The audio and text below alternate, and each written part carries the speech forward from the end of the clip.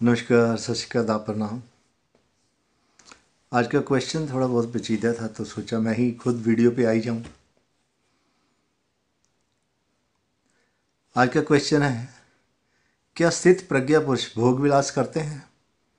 यानी सीधे सीधे मैं बताता हूं, उनके पूछने का मतलब है, क्या जो बुद्ध पुरुष है वो भोग करते हैं? वो कह रहे हैं कि वो सेक्स करते हैं, जो उनका मतलब है। भोग को तो बहुत ज़्यादा हम एक्सप्लेन कर सकते हैं। भोग तो हर चीज़ का ही भोग है, नेत्र भोग भी है, जीवा भी भोग करती है, खाने का स्पर्श भी एक भोग है। लेकिन जो उनके माइंड की थिंकिंग है वो ये पूछ रहे हैं कि जो स्थित स्थित मैंने जो स्थित हो गए हैं प्रज्ञा पुरुष, क्या वो भी भोग विलास करते हैं? तो जैसे कि हम लोगों की धारणाएं हैं कि जो स्थित हो गए हैं वो जीन्स नहीं पहनते।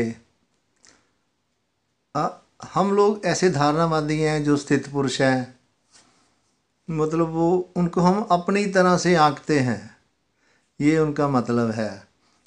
जैसे वो कह रहे हैं कि जो प्रज्ञा पुरुष होता है वो इम्पोर्टेंस हो गया है उनका मतलब है कि वो इस तरह की उनकी धारणा है। तो थोड़ा मैंने कहा मैं खुद ही चलता हूँ आज वीडियो के ऊपर। हाय, कैसे हैं आप? तो मैं इसके ऊपर आज चर्चा करते हैं, ठीक है? तो पहले अब सीधा सीधा आंसर सुन लो। ये ज़रूरी नहीं है कि वीडियो को आपने 15-20 मिनट देखेंगे और उसके बाद आप एक्साइटमेंट में रहेंगे।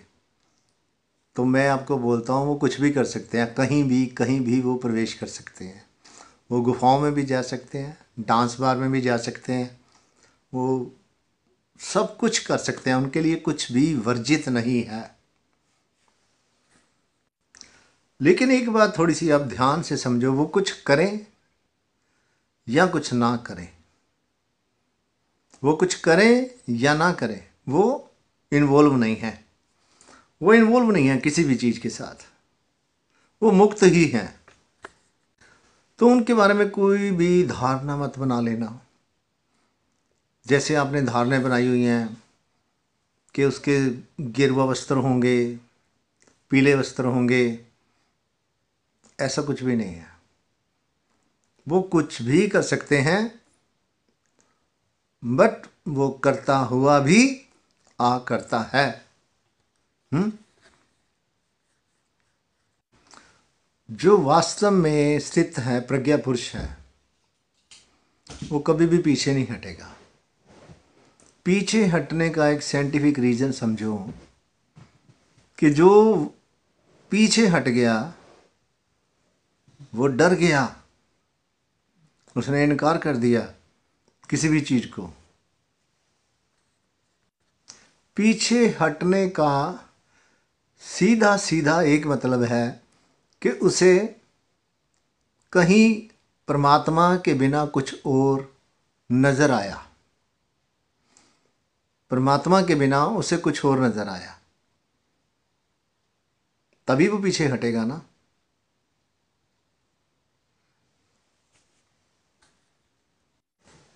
तो उसने कहीं रुचि दिखाई, तभी तो वो पीछे हटा। जीवन जो दशा दिखाता है, जीवन जो दशा दिखाता है, जो सिचुएशन लाता है, वो उसी से गुजरता जाता है।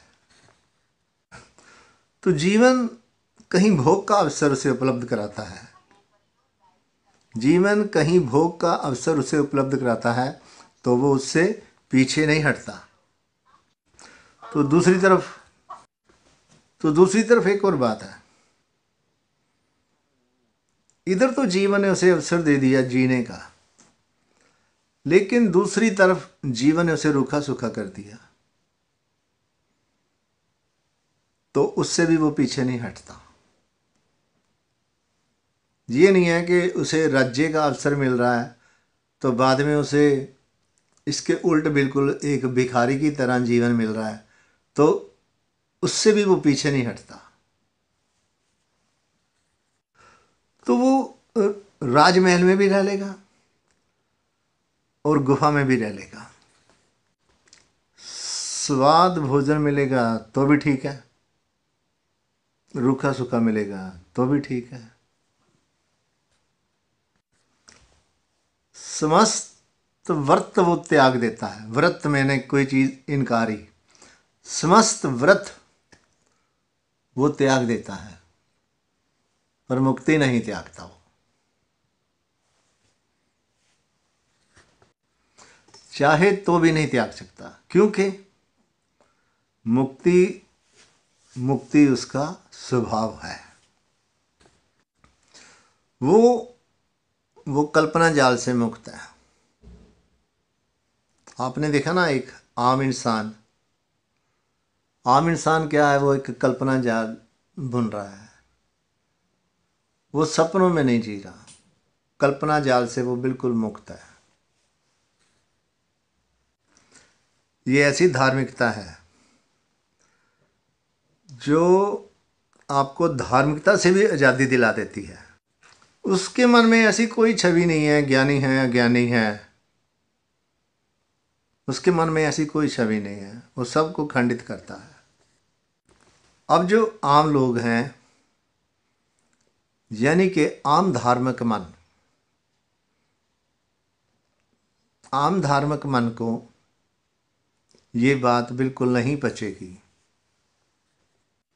तो आम धार्मिक मन क्या कहता है, हमें सन्यास का कुछ और ही पता था, हमें भक्ति वाले लोगों का कुछ और ही पता था, उन्होंने कुछ और ही सुन रखा था। तो जो आम धार्मिक मन है उसे ये बात नहीं पचती। तो जो ज्ञानी है, ज्ञानी जो स्थित है, ना तो वो करता है ना वो भोगता है। तो आप तो सभी ओशो को बहुत डिस्कोर्स सुने हैं आपने, तो ओशो से बहुत लोग पूछते थे आप इतना बोलते हैं, तो ओशो क्या कहते थे, मैं बोलता नहीं, मैं नहीं बोलता। वो जब कहते हैं मैं नहीं बोलता तो समझो वो उनका मतलब है मैं करता नहीं हूं। तो जो स्थित पुरुष है, ना वो भोगता है ना वो करता है। जब तुम भोग के भी भोगता नहीं होते, समझ आ रही है बात, जब तुम भोग के भी भोगता नहीं होते तो तब ही तुम रियल भोगी हो, तो ही तुम्हें भोगने का हक है। अभी क्या है कि संसार अपनी तरह से सोचता है, क्योंकि इंसान भोग में जीता है ना। लेकिन यहां बात क्या चल रही है, स्थित प्रज्ञा पुरुष की। करके भी जब तुम नहीं करते, यहां पर एक और एग्जाम्पल लाता हूं। एग्जाम्पल मैं इसीलिए लाता हूं क्योंकि आपने हमको कम देखा है। आपका विश्वास हमारे ऊपर, प्रेजेंट लोगों के ऊपर कम होता है। लेकिन फिर मैं ये जो बात कह रहा हूँ, मैं ये नहीं कह रहा विश्वास करो, लेकिन थोड़ा मैं सिमिलरिटी दिखा रहा हूँ, मैच कर रहा हूँ। तो जब अर्जुन को कृष्ण ने कहा कि वो मार दे तीर, तो अर्जुन ने कहा छोड़ो क्या फायदा। कहता है अभी तो पार्थ आप कह रहे थे कौन मरता है, तो फिर कहता है मारने का फायदा क्या, और अब आप मेरे को कह रहे हो मारो। पार्थ मुझे आपकी समझ नहीं आ रही आपके शब्दों की। तो वहां कृष्ण कहते हैं हे अर्जुन, मैं करता हुआ भी या करता हूं। समझ आ रही है ना, मेरी मजबूरी है ये पीछे से उठा के इस कड़ी को जोड़ना। किसी ना किसी तरह, किसी ने गीता पढ़ी होगी, किसी ने ग्रंथ पढ़ा होगा, किसी ने बाइबल पढ़ी होगी, कुछ भी, तो बात एक ही होती है, बस थोड़ा उसे प्रेजेंटेशन देने का अंदाज चेंज होता है। जब तुम कर्म कर रहे हो वहां पर तुम कुछ भी होने से अछूते हो, तो समझ लेना आपके द्वार खुल गए, कपाट खुल गए आपके। जैसे कि जिस बंधन में तुम रहो और बंधन में भी रह के उस बंधन में आप नहीं हो, तो उस बंधन में भी आपकी मुक्ति है। जैसे आपने देखा होगा जब ओशो को यूएसए में जेल में डाला गया तो उनकी मुस्कुराहट, लोग उनको फूल देने आते थे। तो जीसस को देखा सूली पे, तो वो बांध दिए गए, बंधन में डाल दिए गए। नानक को बाबर ने जेल दी, चक्की चलाओ, सुना होगा आपने, चक्की चलाने वाले ने, चक्की घुमाने वाले ने काबा घुमा दिया। तो जिस बंधन में रहते हुए भी आपको बंधन ना हो तो आप मुक्त हो, स्थित हो। थोड़ा इसे गहरे से वॉच करना। अगर ये बात समझ आ गई तो अभी काम हो सकता है। लगता है आसान है बात, पर इतनी आसान होती नहीं, इतनी आसान नहीं होती जितनी लगती है। अगर समझ में आ गई तो बहुत बदलाव आ सकता है।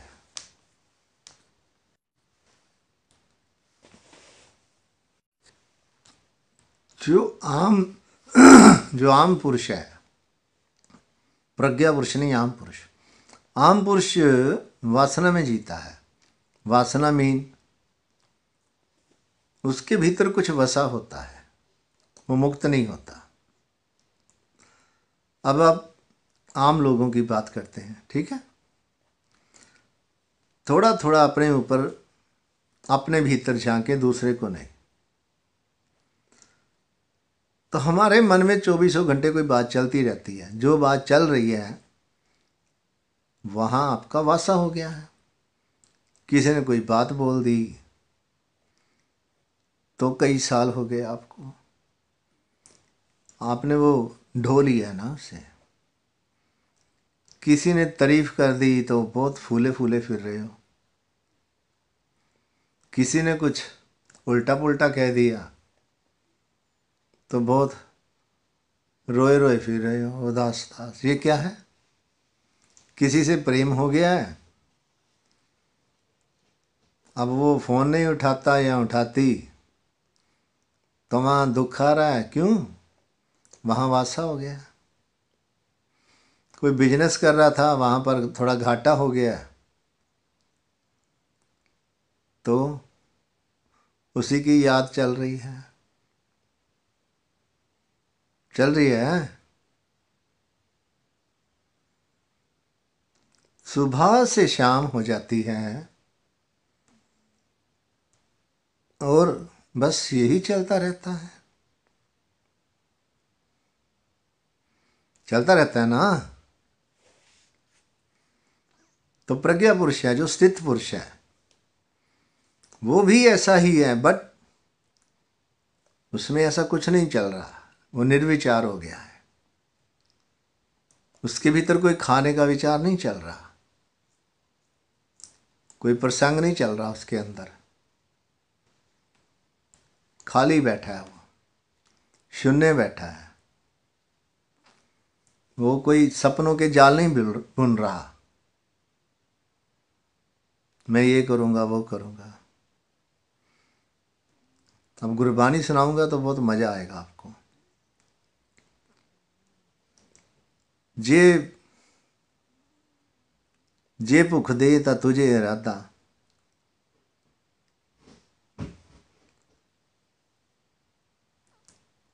जे सुख दे ता तुझे इरादा। सुख भी तेरा ही देता होया है।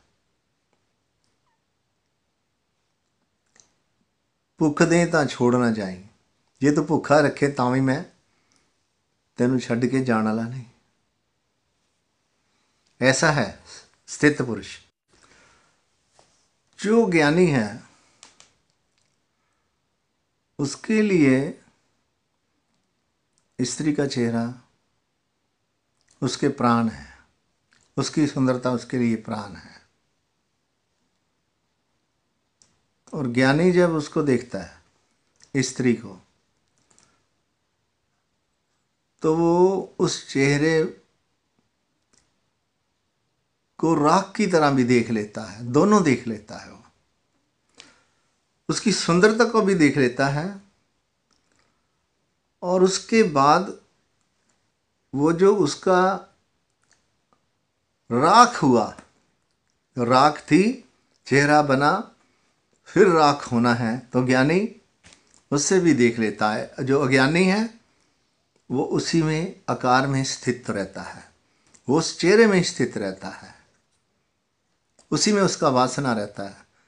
तो जो ज्ञानी है, स्थित है, वो देख लेता है, तो वो मुक्त रहता है।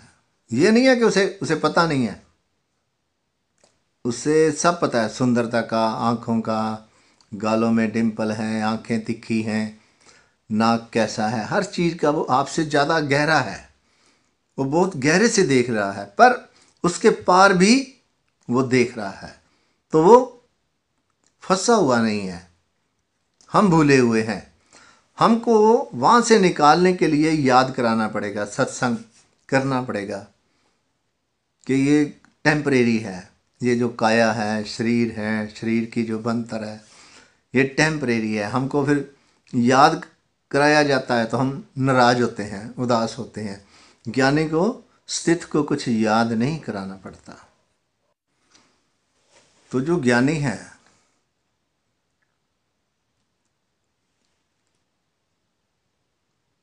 ये सब वो देख रहा है, उसे उसका बचपन भी दिख रहा है, उसका बुढ़ापा भी दिख रहा है। ज्ञानी कह सकता है अपनी प्रेसी को माँ, बेटी, डार्लिंग, कुछ भी। लेकिन संस्कारी संस्कारी नहीं कह सकता। संस्कारी कहेगा ऐसा मेरे को क्यों कहा, मेरे को ऐसा क्यों कहा, मैं बूढ़ी नजर आती हूं। तो जो स्थित है वो बोलेगा बेटे, बेटी, माँ, वो सब चीज देख सकता है। वो बात करता हुआ समझेगा ये समझाने की बात है, ये रिस्पेक्ट की बात है, ये सुंदरता के साथ जुड़ी है, ये भोग के साथ जुड़ी है। तो जो स्थित प्रज्ञा पुरुष है वो सब कुछ जानता है, करता है, सब कुछ कर सकता है। और सही मायनों में तो सब कुछ कर ही प्रज्ञा पुरुष कर सकता है। वो डूब सकता है, वो डूब सकता है, वो संभोग में भी डूब सकता है। वो इस तरह संभोग में डूब सकता है कि उसे डूबना आता है। और जो स्थित पुरुष नहीं है वो संभोग भी क्या करेगा, वो तो उसे डूबना ही नहीं आता संभोग में। वो संभोग करते हुए उसका मन तो कहीं और होता है। तो जो प्रज्ञा पुरुष है वो दोनों कला जानता है, बाहर प्रवेश कैसे करना है और प्रवेश करके निकलना कैसे है, ये कला का वो माहिर है। वो सब कहते थे जोरबादी बुद्धा, संसार जोर से। गुरु गोबिंद सिंह जी भी क्या करते थे, दुनिया मंदी जोरानू लख लाण ते कमजोरानू। अब कृष्ण थे तो ऐसे ही वो सखियों के साथ खेल रहे थे। जो ये धारणाएं बन चुकी हैं आपकी कि जो स्थित पुरुष हैं, जो गुरु हैं, जो ऐसे लोग हैं, ये आप हुए नहीं तो आपने धारणा कैसे बना ली। आप संत हुए हो, आप प्रज्ञा पुरुष हुए हो, तो आप सवाल करने वाले कौन होते हो। पहले हो जाओ ऐसे। मोहम्मद साहब की कितनी शादियां हुई, क्या वो प्रज्ञा पुरुष नहीं थे। कृष्ण कितनी सखियों के साथ घूमते रहे, तब आपकी बोलती क्यों बंद होती है। इसका मतलब ये है वो भीतर और बाहर दोनों जगह निपुण हैं, वो कला जानते हैं, वो कला जानते हैं। बाहर पूरा प्रवेश कैसे करेंगे और उसमें फिर बाहर कैसे आएंगे। कर्ता भाव नहीं है उनमें, वो प्रेजेंट है। सिचुएशन जो बनी है उस सिचुएशन में वो कृत्य करेंगे, पर उस कृत्य में उनका मन नहीं होगा। तो जो सिद्ध पुरुष है वो शरीर को देख भी सकता है, शरीर की सुंदरता को भी देख सकता है, लेकिन वो उसी शरीर को लाश की तरह भी देख सकता है। अब बहुत बड़ी बातें करने का तो कोई रह नहीं गया। जो बात थी वो काफ़ी क्लियर होगी। मेरे को इतनी है, बाकी आपकी मर्जी है। जैसे आप कर रहे हो अच्छा ही कर रहे हो। सत श्री अकाल, नमस्कार, दा प्रणाम।